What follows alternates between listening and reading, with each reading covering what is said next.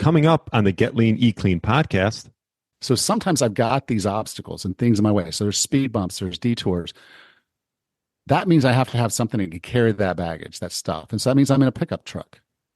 Now, pickup truck can still move forward pretty fast, but not like the Ferrari. And we got a lot more things to traverse. Now, sometimes you've got all kinds of stuff. You got family issues. You're taking care of your mother. You're taking care of your kids. You got this issue and that issue. It makes it very, very difficult for you to get things done. And you got to get in the minivan and you got to go a little slower. Now, the thing about all that is all of these vehicles are moving at different speeds, but they're all moving forward. And you have the key to all three. So there's times you're going to get in the Ferrari and just haul it. And there's times you need to be in the minivan. And all you have to decide is what is the best car for me to be in today for what I have in front of me today. And if today's a Ferrari day, cool. If today's a minivan day, cool. If today's a truck day, cool. But what you did that day was you made the positive decisions based on what your lifestyle and needs were that day. And so lifestyle doesn't get in the way. It is the way. It's the road. It's the road you're on. Hello, and welcome to the Get Lean, Eat Clean podcast. I'm Brian Grin, and I'm here to give you actionable tips to get your body back to what it once was 5, 10, even 15 years ago. Each week, I'll give you an in-depth interview with a health expert from around the world to cut through the fluff and get you long-term sustainable results. This week, I interviewed podcast host of 40 Plus Fitness, author and trainer, Allan Misner. Allan is the creator of the thriving 40 Plus Fitness community, providing one-on-one and group fitness training, nutritional guidance, and personal training for clients over the age of 40. We discussed Allan's road to losing 66 pounds over 11 months, the importance of consistency for reaching your goals, eating single-ingredient, locally grown foods, Allan's tip to exercising as we age, and his one tip to get your body back to what it once was. Really enjoyed my interview with Allan. I know you will too. Thanks so much for listening and enjoy the show. All right, welcome to the Get Lean, Eat Clean podcast. My name is Brian Grin, and I have Allan Misner on. Welcome to the show. Hey, Brian. Good to be here. Good to have you on. Author, health coach, functional aging. You've studied a bit here and there, right? Yeah. You had me on your podcast, God, in 2018. So here we are in 2024. And looking forward to learning a little about yourself and your business. I know we have a lot of similarities in the sense that we do work with 40 plus individuals, right? Is that typically your market? Yeah, 100%. It's 40 Plus Fitness is the podcast, and 40 Plus Fitness is the business. So yes. Yeah, and I agree. I think it's a great market. What have you learned through the years? How long have you been coaching 40 plus? And I know you've had your podcast. I know you mentioned over 600 episodes. Yeah, it's I've been doing it for 8 years. And a big part of it was I was working corporate and I could have cared less about being a personal trainer. That wasn't even on the radar. The problem I had back then was that I couldn't hire a personal trainer because I was traveling so much for work. You know, I was like, okay, I'm gone 90% of the time. And when you say you're traveling a percentage of time, when you sit down to do the math, that means I'm home 3 days of each month. Right. And it's really hard to get going with a personal trainer, particularly when it might be one weekend and then I might not be home for 8 weeks and then I'm home for a weekend. So it made it almost impossible. And I knew that I was trying all these things that I knew, or I would hear about the cool stuff. You know, let's do this insanity workout. Let's do that. Let's try this. And I would try them and it would break me, or I didn't know what I was doing. And so I was like, okay, I need a trainer, but there isn't one. And I knew there was some online training. Started looking into it, but those were mostly for bodybuilders trying to get ready for a competition, like their posing practice or their cutting routine, or we have a power lifter where you're looking at the form of the lift, and but I couldn't find just a general online coach. A lot's happened since then, particularly with COVID. So now, yeah, we're we're like weeds, you know, in the yard. There's enough of us that sometimes you don't see the grass, but at the time, I didn't. So I went through and got certified. All my certifications at the beginning were all about training me. Yeah. What did I need to know? So I got my certified personal trainer. I went in for corrective exercise. I went in for fitness nutrition, then functional aging. And I used that information and adapted it for what I was learning as I was doing. And that's how I changed my life, changed my fitness, my health. And of course, you have friends around and you lose 66 pounds. And hey, dude, what are you doing? Right. So I was like, okay, well, John, here, I've been thinking about this because it still was, to me, it was ridiculous that there was no one focused on the over 40 market and there was no one talking to us. And as a result, everything that was out there was like stretching for people over 50. It's like that's all people over 50 was coaching is you buy a book and it's stretching for 50 plus. And I'm like, Right. that's ridiculous. Where's the weightlifting for 50 plus? How should a 40 plus person eat and move and do? Um, so I said, well, I'm going to do a podcast and I'm going to put this information out there. And I said, John, if you want to come on as a client, you and your wife, Tammy, I'll show you what I did and I'll do it for you. And so Yeah. if you go way, way back and you listen to some of the early episodes, which, Apple only shows about 300 of these. So there were episodes before that. I started this in 2015. Um, and so if you go back, you'll see some of those first episodes that were client episodes. I started with someone else and she fell through about 9 weeks in. So I brought in John and Tammy and I started coaching them and I recorded their sessions and played that as podcast episodes. Well, in that 10 weeks, John lost 39 pounds and Tammy lost 28. Now, Tammy couldn't even exercise. Her back was thrown out for most of that 10 weeks. So this was all just talking about what you could do with what you have where you are, being older, not breaking you or trying not to break you, and then getting it done. And so the coaching worked very well with them. And so at that point, I was like, well, I should probably do this. Now I still had a full-time job, so I didn't do it a lot. I took on a few clients here and there, and I did that. And then when I got laid off in 2017, that's when I said, okay, I'm going to go full-time. I don't like what I'm doing in my career at this point. I'm ready to do this new thing. So I went full-time training in person. I mean, training online mostly. Do a little in person now, but very little. I've been doing that since 2017 and just growing it and enjoying it. I've coached thousands of people since then. So it's been a really good change for me. Yeah. And you mentioned losing 66 pounds. How long was this over? What was the time period? And what were sort of maybe the high level things that you did to sort of get you down? Well, it was over 11 months. And in addition to losing that 66 pounds of fat, I gained 11 pounds of muscle, which you're not supposed to be able to do when you're in your 40s. Right. Right. I was in my mid 40s. The principles were pretty simple, but it was like I knew a couple things about myself.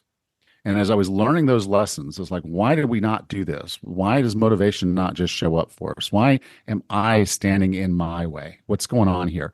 The first one I got to was I've done hard things before.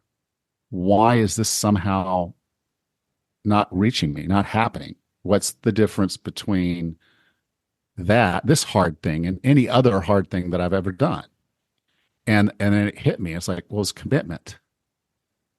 All those other things I fully committed to. When I took the CPA exam, which is actually probably one of the hardest professional exams. At the time, it definitely was. Yeah. The pass rate on the first try was like 10%. That's passing. It's not doing well. That's just passing the exam the first time was like 10%. But I had it in my head that I was going to pass this exam the first time. So what did that mean? That meant that I was every day and every night studying this damn thing, every waking hour. I even put cassette tapes playing under my bed when I went to sleep at night.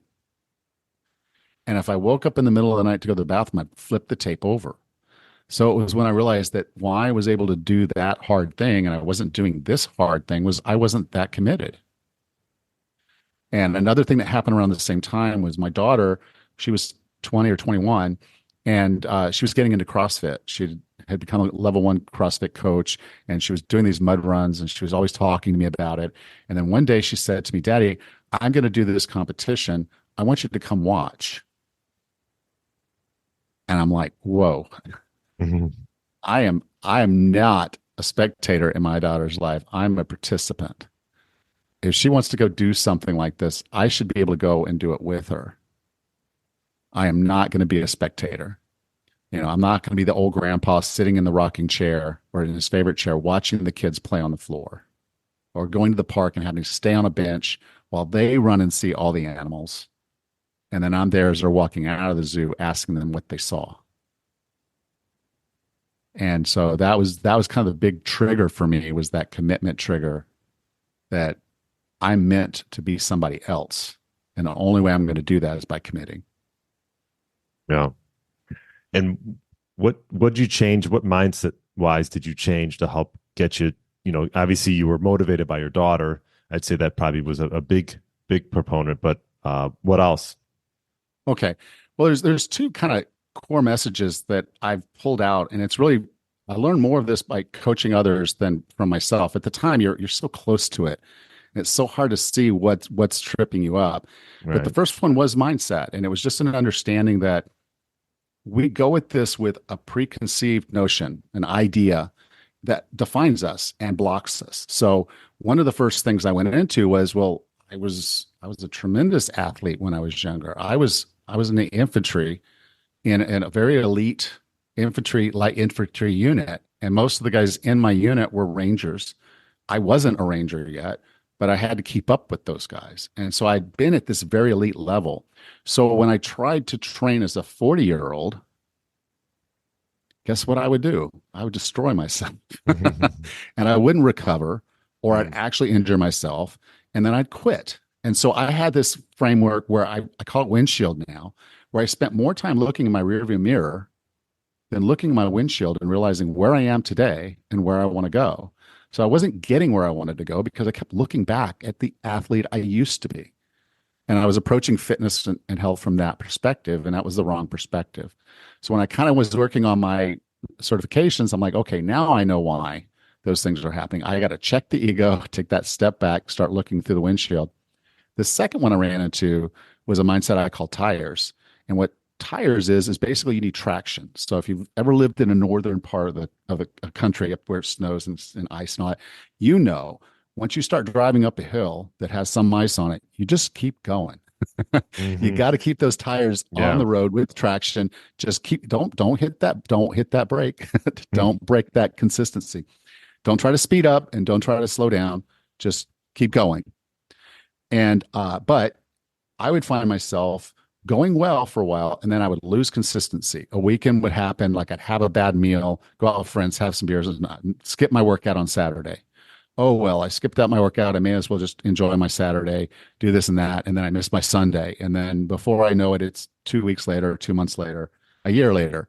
That's how I had lived my life for a long time. And I was into that now. I was trying, and I know what I needed to do. I was no longer looking back, but I didn't have that consistency.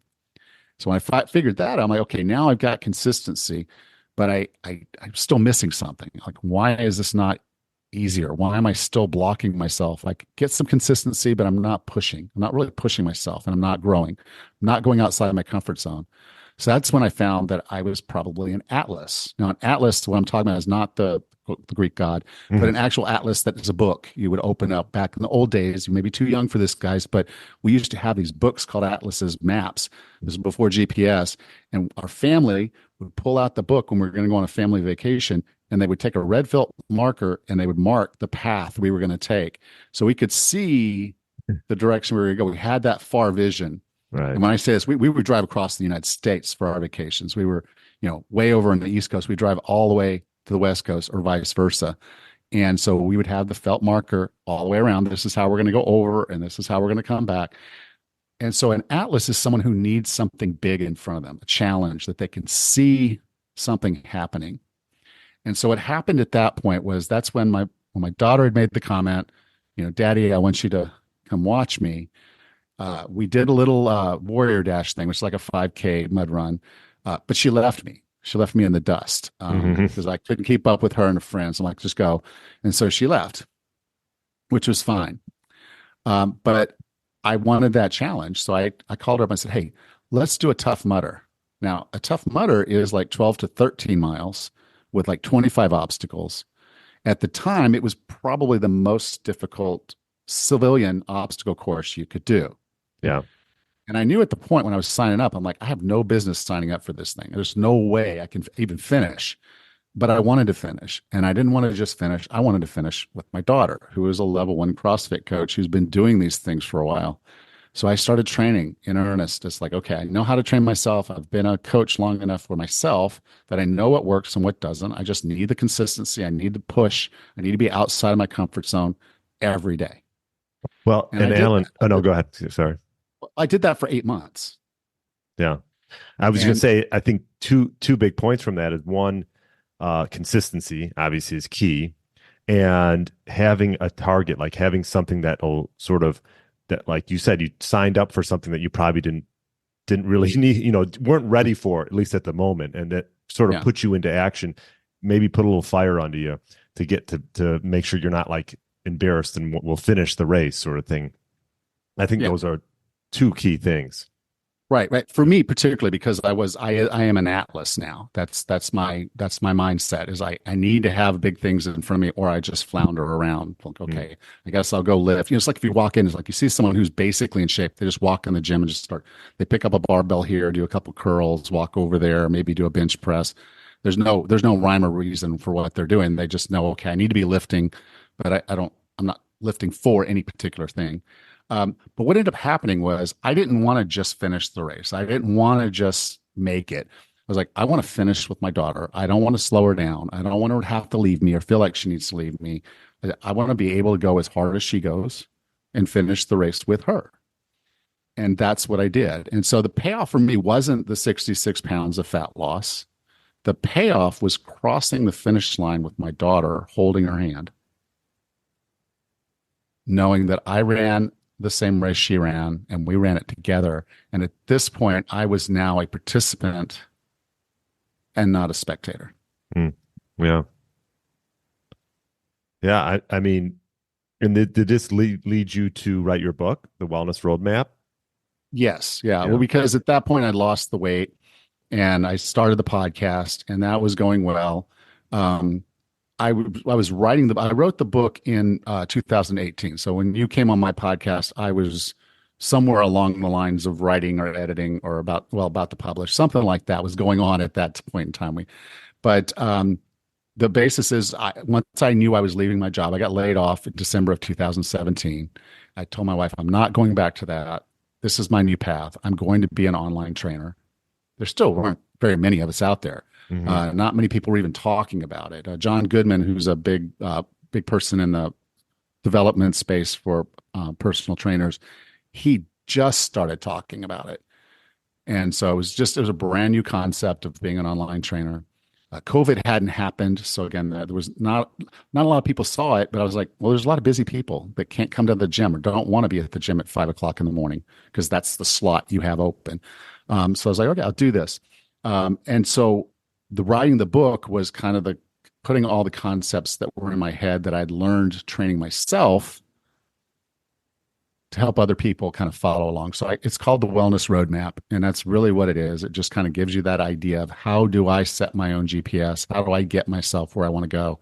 And then when I feel like I've gotten there, what do I do next? Right. And so it kind of does that it's just basically my path. Now, since I've coached a lot of people, I've come to understand not everybody is Allan Misner. Yeah. Um, we're all a little different. And so one of the things I'll do with my clients at the beginning is we'll talk about their why. We'll talk about what they're trying to accomplish and what does fitness look like for them. So it's not like, I looked like I did CrossFit at the time that I did that Tough Mudder. I didn't. I did my own training, but CrossFit isn't the definition of fitness for everybody, or looking the lean runner or lean swimmer look isn't fitness for everybody. For some of us, it's just the ability to get on the floor and hang out with our grandchildren. For others, it's the ability to open our own pickle jar Yeah. or to wipe our own butt. Yeah. As weird as that sounds, that's fitness for what you need for your life. I call it fit for task. And it changes as we get older. You don't need to be able to do the jerk and the squat clean and all those different things. You Right. don't have to do that when you're older necessarily, but you may have to carry groceries, then reach down and grab a bag of groceries. You might need to be able to hold your dog when it wants to run after another dog. And you need balance and you need mobility and you need speed. You need all those aspects, even when you get older. So you're independent and living the life that you're meant to live. Because it's no good for have longevity if you're living a very crappy old age. What would you say since you wrote that book? What's one thing you changed your mind on? And that was in Uh, 2000. well, I was big into keto at the time because that's where I ended up. I started out about that time. Paleo was the thing, and I did talk to a nutritionist. I had one meeting with a nutritionist. She handed me this stuff about paleo, and I read through it. And I said, okay, this makes sense. Um, and so I did that. Now, the way I ate keto, I ended up in ketosis. I didn't even know what it was at the time. I'm like, what's going on with my breath and my pee and what I don't know. I feel like good. So I know I'm not bad, but like, why would my breath smell like that? Why would it taste like that? And so I started researching and like, yeah, I was in keto, and that helped me be able to drop the weight. My body was in fat burning mode almost all the time. I was pushing myself outside my comfort zone every single day. And that's how my body responded very well to it. And so it's not that in my book I say that you need to be doing keto, but I just say it's a tool. It's a way to do it. And so as I've gone on and I've interviewed over 400 people who've written health and fitness books, intermittent fasting is a great tool. I think that's what we actually talked about. Keto is a great tool. Vegan can be a great tool. All these different ways. And so as I started talking, particularly to people that were big in the food space, like a nutrition space, and there were doctors and nutritionists. They would say, "Well, no, my way of eating is the best." And I'd say, "Okay, well, why?" It's like, well, because they're eating crap. They're eating stuff out of boxes. They're eating all those bad foods. They're not eating whole food. I'm like, okay, so if they ate whole food, well, no, you can't eat the meat and stuff. Okay, cool, but it's the reason yours is superior is because it's whole food. It's like, yeah, because they're eating red meat and processed meat. I'm like, well, they're two different things, but okay. And that's why I was coming from a keto framework. And I started realizing, okay, the people in keto or carnivore, they're saying the same thing. Well, they're eating the cookies and the crap, the cereals. And so, yeah, that's not healthy either. I'm like, okay, so yours is really just about whole food. It's like, yeah, it's kind of hard to mess up carnivore. It's all, you say, well, there's bacon and others. Yeah, okay, well, it's less processed. So maybe not the best. So it's really whole food. And you start thinking back, it's like, why was there no obesity 200 years ago or hardly any? Because nothing was in a box, bag, jar, or can. Nothing, refrigeration had just been invented. Yeah, So we were eating food, right. and it wasn't in a box, bag, jar, can. It wasn't highly processed, and it wasn't sugar laden. We're eating what, 152 pounds of sugar on average per year. We used to eat less than 2 Yeah. pounds of sugar in a year. Fruits and vegetables weren't available. Certain fruits and vegetables weren't available year round. So mainly single ingredient foods is sort of been your and obviously you did keto uh and some paleo back then, and so you one thing that you've changed is you realize that most foods are probably fine as long as Yeah, there's not a lot of added ingredients and yeah. these Because one thing sweeteners. people will think, okay, well, when you say keto, well, I can't eat fruit. Well, it's not true. Right. You can eat fruit and stay in ketosis, but you can't eat much fruit or you'll go out of ketosis. But here's the thing, being in keto all the time isn't necessarily an answer for everybody either. Right. So maybe there's some times where you're like, okay, well, it's winter. How much fruit would be available in the northern climates in the winter? Like none. We'd maybe have some roots, so potatoes, carrots, things like that. We'd have gourds and stuff that had just finished, and now we're eating on those. So pumpkin and other things, squash maybe, and then it's gone. And now we're eating more in what's a keto carnivore style with fish and eggs and meat. Um, but that's how things were, and we're trying to now I can buy fruit any day of the year, and we're eating it, and then there's a box and it says healthy on it. I mean, it literally calls itself healthy something. um Mm. and so I think it is the just realizing that all these things are tools. Intermittent fasting is a great tool. Keto is a great tool. Vegan can be a great tool. all of it is. If you just know why it's working the way it's working, then you can kind of work those things around. And so I can go into ketosis and I know I could still have a certain amount of fruit. I can still have some carbohydrates, and I'm not going to go out of keto if Yeah. that's the tool I want to use. If I want to cut a little bit of weight, I still use keto as the tool. Yeah. But I And almost always am just eating, like you said, it's almost single ingredient food. So it's meat and vegetables, right. and And that's that's the about it. thing. Yeah. Right. I would agree. I think there's a lot of ways to get it done. Um, I've had Dr. D'Agostino on, who's a big keto guy. He's even mentioned the fact that long-term ketosis is probably not the best way to go anyways. I think Yeah. coming in and out of it makes sense. I've had Jay Feldman on, and I mean, there's many ways to sort of get to the same outcome, but I think the one underlying thing that, like I think you're saying, Alan, is no boxes and barcodes. Avoid them as much as possible, right? Like, it's not about being perfect, but I think 80% of the time, if you can have single ingredient foods, I think, that's going to make a huge difference. Yeah. It solves a fundamental problem that, okay, Yeah. well, this is hard. And I'm like, no, it's not as hard as you think. Everything you need is probably sold at your local farmer's market, Right. and you're like, well, okay, the farmer's markets usually don't open in the winter. Well, why is that? Because there's no vegetables or fruits being grown. And so they close the farmer's market because there's no produce. So there's probably times when we would have just been almost totally carnivore.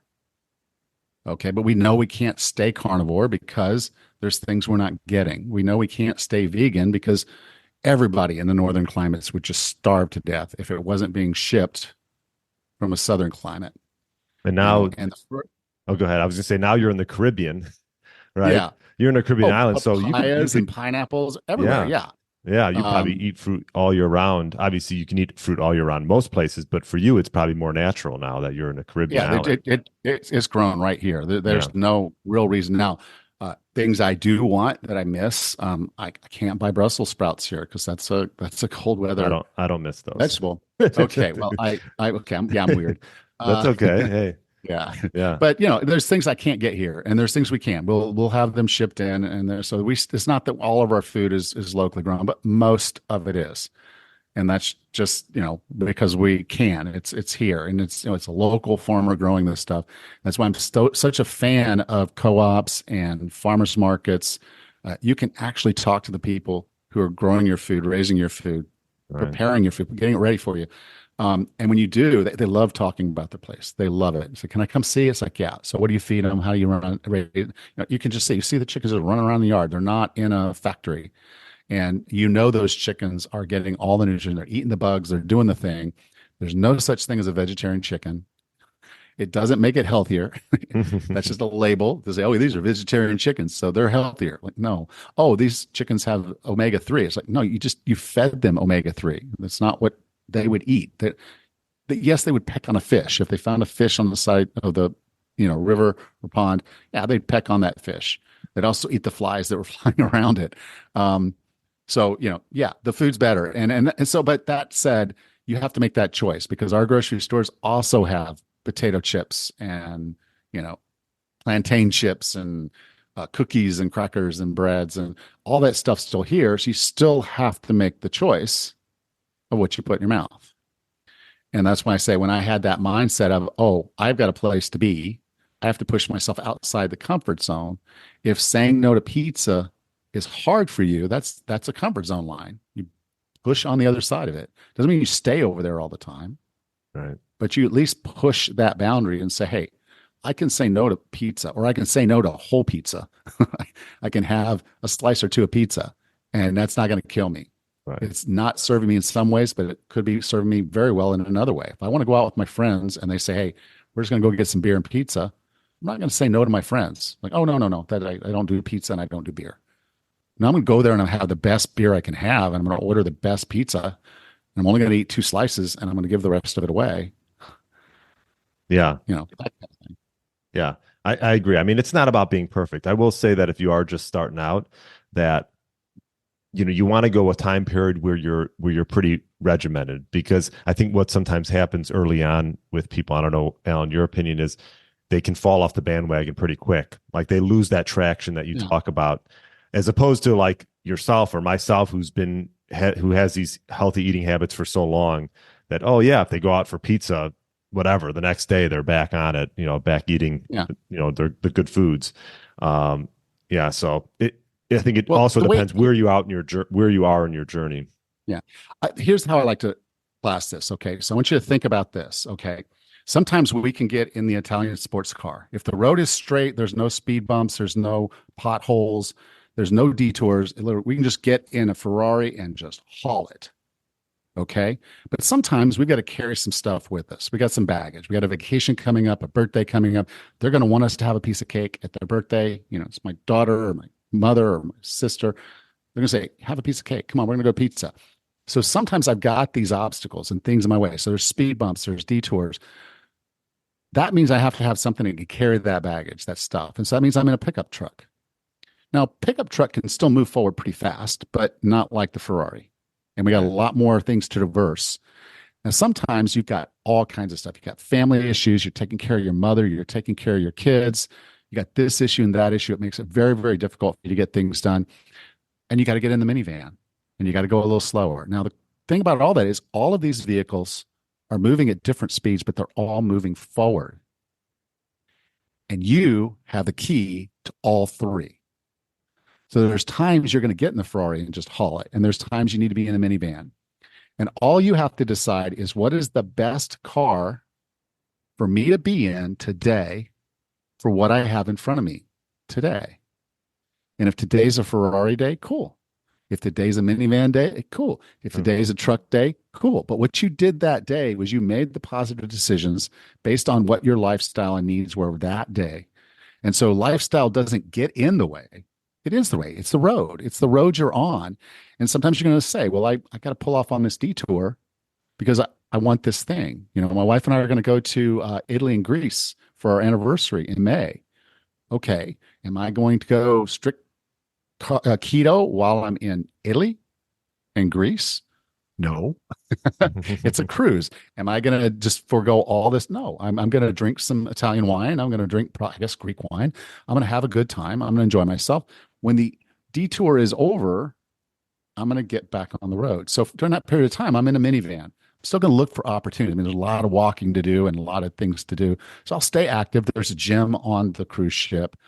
I'll still generally make decent food choices because, like you said, it's kind of ingrained in me. I'm looking at the food. I'm like, what is that? If I think it's going to taste great, I'll eat it. But if not, it's like, okay, well, I'll get a Greek salad. I don't know what a real Greek salad tastes like. Yeah. And yeah. but you get to choose which car. You get to choose which car you're in, and then you get to just have the plan going into the detour and back onto the highway. And that's the life. That's the road of life, and it doesn't get in your way. You can't say that's the problem. The problem is you just didn't choose the right car. When you choose the right car, then you set the right expectations. I can't expect to make up the ground and go as fast in a minivan as I could in the Ferrari, but that's the car I have to be in. So there's no sense in me being upset that I didn't do the Ferrari today if I just couldn't do the Ferrari. So you get those expectations. Now you don't get mad at yourself and think I failed. And we don't use the good, bad, or bandwagon. There's no bandwagon, it's just the road. And as long as you're in the car you're supposed to be in, then you've made the best choice for yourself and your life. And you just keep moving forward. I love that. That's a great analogy. I never really wanted to drive a minivan, so I'm going to stay away from that. But well, if you don't need to, you don't need to. That's the other side of it. It's like it's like there's no reason for me to be in a minivan. Why am I in a minivan? Then you can have that adult decision. I say it to my clients all the time. You're a grown ass man, or woman. You make choices every day, and to not do something is a choice. So if you chose to be in the minivan today, and that's what you did, well, should you have? Should you have been in a pickup truck? Should you have been in a Ferrari? And we all want to be in the Ferrari all the time, but that's not the responsible thing. You injure yourself. Your sole job is to recuperate, to get better, to do the rehab, to do the work that you need to get back on the road, which means now you're in the minivan or you're in the pickup. And that's just because that's the vehicle you have to be in. How do you navigate your clients with exercising as they get older, and what types of things do you implement? Because obviously, I'm in my 40s. What are you, How old are you now, Alan? I'm actually I turned 58 just a week ago. Oh, happy birthday. Thank you. Yeah, Um, how do you navigate fitness for yourself and for your clients as they get older? it's a very interesting thing because so many of us come in and, like I said, I had that windshield kind of mindset, and when they get out there and do something stupid, like say, I want to be able to deadlift 400 pounds, Right. again, or 500 pounds. I was 51. I'm like, I want to be able to deadlift this. I want to be able to do that. And so there are times that when I've let my ego get in the way and I've done more than I was supposed to do, and then my body reminds me, you're not 20 anymore, dude. So cut it out. So yes, with my clients, I do want to be very specific about where they are today. And then we do the gentle nudges from there. So I'll give you two different examples. So I have one client, she told me at the beginning she had difficulty walking to her car in the morning. She'd get winded just walking out to her driveway to get into her car. Yeah. And so I said, okay, I said, here's what your workout is. I said, your workout for this week is twofold. One was the other with her granddaughter. I told her, she said, I'm struggling with my granddaughter. She said, I'm sitting in a chair watching her play. And then she gets up and runs in another room. And then I have to Yeah. try to catch her, before she does something. And I said, okay, well, we'll deal with that. But this workout was this. I said, okay, you're struggling to get to your car. So tomorrow, when you get ready to go to work, I want you to walk to your car. And then I want you to do one lap around it. Mm. And then you can get in your car. And it's just going to be hard because if you're already getting winded walking the car, now you're pushing a little past that, a gentle nudge. She did that for about 3 or 4 days. And then we were talking. She said, I can get around. And it's like, I'm not breathing as heavy when I finish and get in the car. I'm like, okay, next time it's 2 laps. So now she's doing 2 laps around her car when she gets to her car. Within about 3 weeks, she's walking the neighborhood. She's going on regular walks. And she would never have done that before. She's like, I didn't think I would even, like, if you would have told me I need to go for a walk, she said, I would have told you you're out of your mind. But just by doing a lap and then 2 laps and then 3 laps around her car, she built up enough stamina and enough confidence that she just started going for walks. Okay. Yeah. So I have a client at that level. Now I have another client that I worked with, and he was going to go out on this massive bike ride with his friends. Now, all of his friends were about 10 years younger than him. And this was like a 140-mile ride. And these were the kind of friends that you really want to have in your life because they're the ones that will leave your ass if you can't keep up with them. And if you know anything about bike riding, you know that, okay, one person gets in the lead and others draft, and you take turns doing that. So one of his fears was that he wouldn't be able to keep up with the group. The other fear he had was that he wouldn't be able to take the lead and keep the pace that they had all agreed they were going to keep.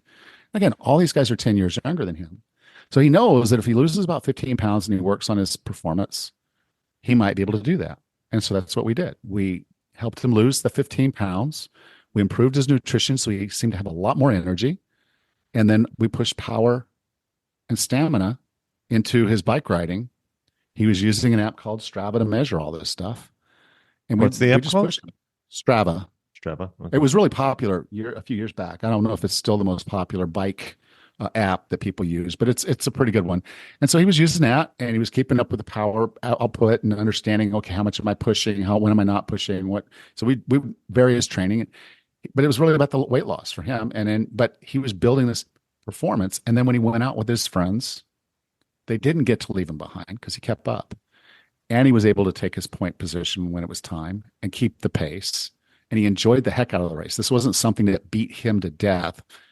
140 miles on a bike would beat me to death right now because I'm not at that fitness level for that thing. Yeah. But for him, that was it. So for her, it was getting down and up off the ground with her granddaughter. For him, and then being able to walk to his car and not get winded. And so those were changes that these folks made to fundamentally change themselves. And they did it all the way through the same way. It's a gentle nudges. Where's my comfort zone? Just a little past it today. Not rest bad. And recover. Pass it. So some of us will need more rest and recovery. Some of us will need to go a lot slower and do something simple. If he had told me he was getting winded walking to his car, but he wanted to be able to do a 140-mile bike ride in 5 months, I'd have told me he was out of his mind. Yeah. Well, and I think each client needs to do their thing. You have to do your thing. And I think one point there is like surrounding yourself with people who are where you want to be. I think it's really important, that's why I think, like you said, CrossFit early on with your daughter, that's why CrossFit has become so big, is because the community, it's the people, and it just becomes like a lifestyle. And so any type of group atmosphere, I think, is important, especially starting Yeah. out, just to get you going. Yeah. I sat down, I've worked with lots of people, and I sat down and started thinking, because one of the complaints I get is I'm just not motivated. Right. I lack the willpower. I'm not disciplined. Those words, resolutions. When we do a January, but I did a resolution. I'm like, okay, well, now we're sitting here in February, March. How are you? How'd it go? Oh, I quit. I quit week 3, man. Yeah. Of course you did, because you were waiting for motivation to come to you. And motivation doesn't work that way. Motivation comes from doing. So here's the deal. You have extrinsic motivation, which is things that come from outside you, and you have intrinsic motivation, which are things that you do. Okay. They're inside you. Now, the extrinsic's easier because you can hire a coach and they're your leader, they're your drive. So there's some support and guidance, but it's accountability. You hire a coach, you get accountability. Okay. The group thing, which you're talking about, is joining a class. It could be a CrossFit class, it could be Zumba, it could be a swim thing, it could be a run thing, but you join something where there's other people who like what you're all doing it together. So now there's a level of accountability. Well, Sue and Jane are going to be there, and Dave, they're always there. They're 5 o'clock class at CrossFit. Guess what I am? I'm going to be there because that's my class, 5 o'clock. And then you still get to know those guys, and they become a part of your social network. So you've got this social level of accountability. So leader level is the coach, social is these clubs. And it can be Facebook. You can join a Facebook group and say, okay, all these other people are working to improve themselves. I'm motivated by that, being with those people.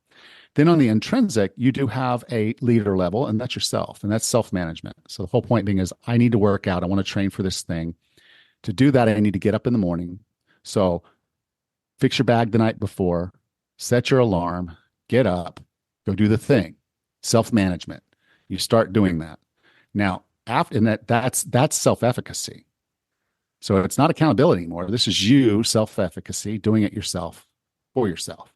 You may still involve a coach, you may still involve people, but you're making the decisions. You're getting yourself ready. You're getting rid of all the excuses that might get in the way. Pack my bag the night before, have it by the door so I don't forget it. Right. All those things. Marking my calendar that I'm going to do this thing at this time. Meeting with the boss. I'm going to be there. Self-management. And then the strongest and best motivation is the social motivation at the intrinsic level. And that's where your values and your habits now define the actions that you take. And you begin to identify as that person. So when someone first goes and says joins CrossFit, they don't consider themselves a CrossFitter.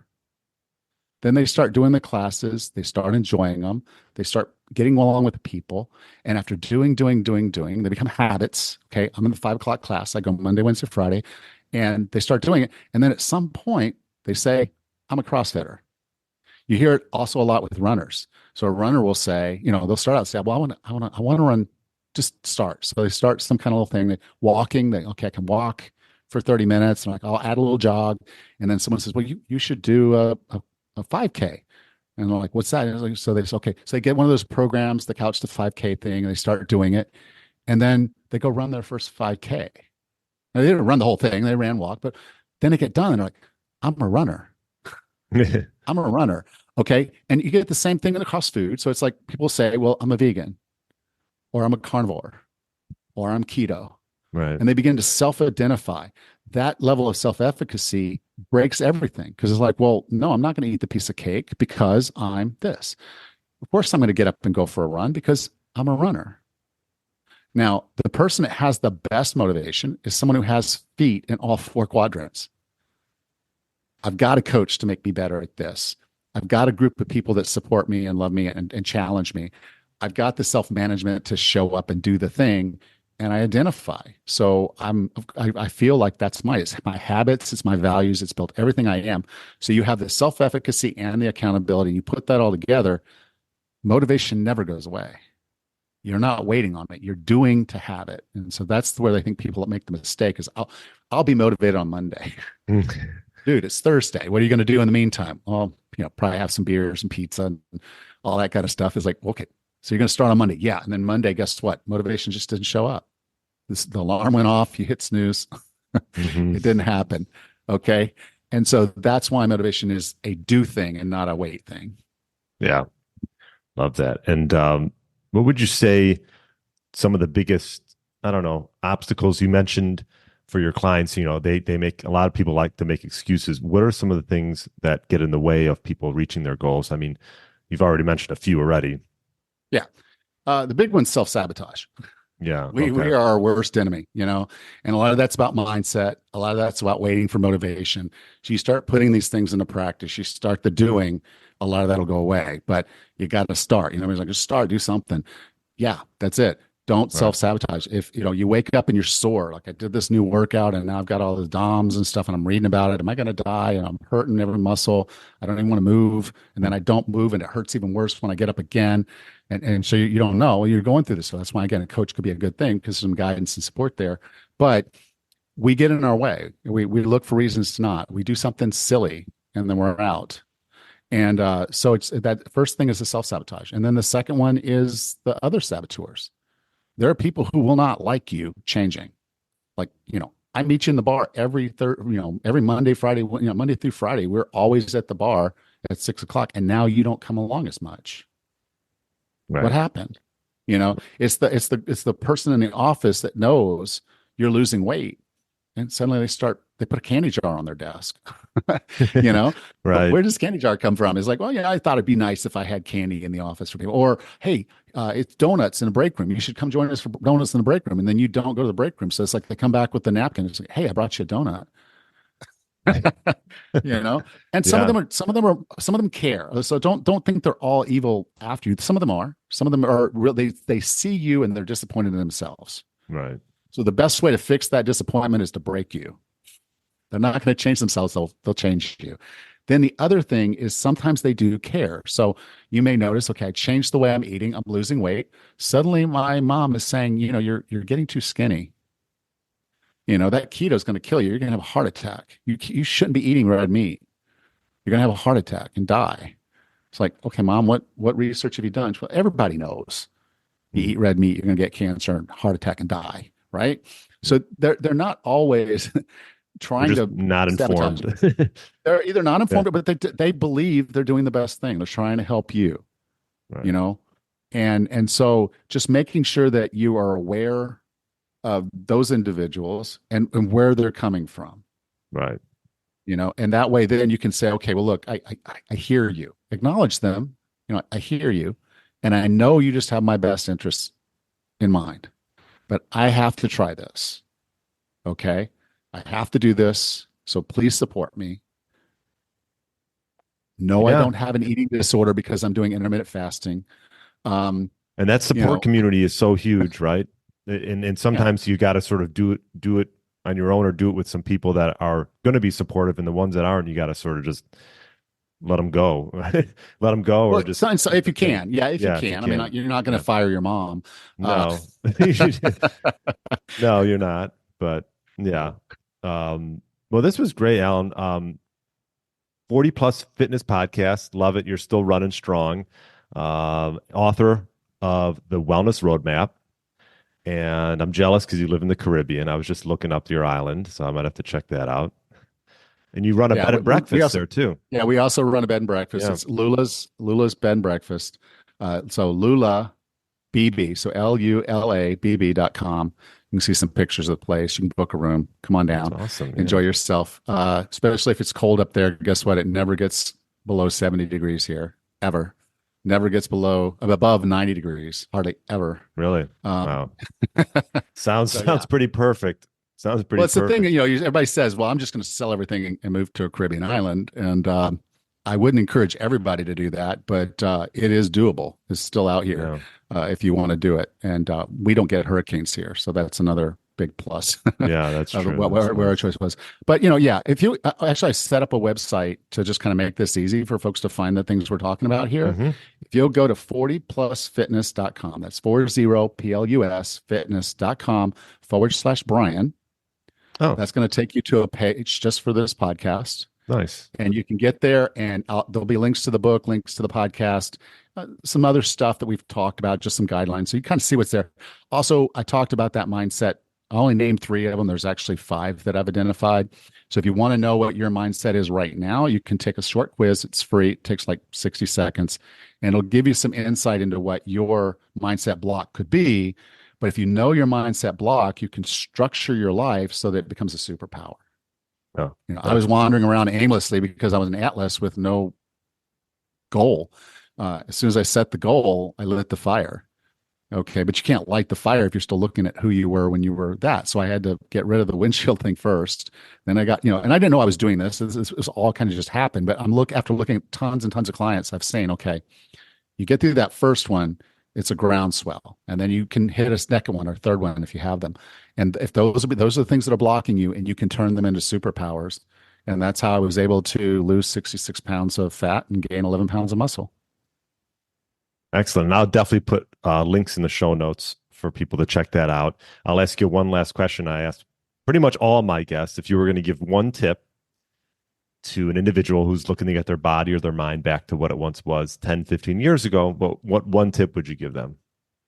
Well, recognize that everything you do, everything you eat, everything you think, everything that's going on around you. So how well are you sleeping, your stress, your exercise, all of that, it has to be unique to you. But all of it is communication to your body. If you're treating your body well, you're telling it it's safe.